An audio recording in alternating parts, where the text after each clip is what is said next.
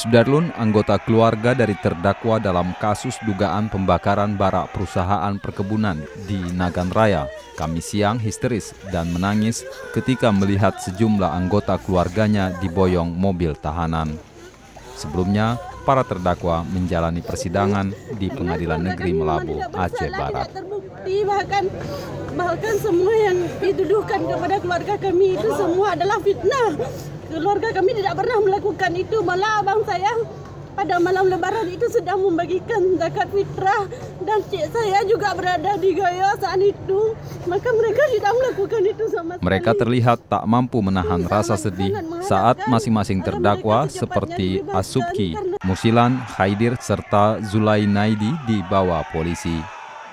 Dari Melabu, Dedi Iskandar, Serambi On TV.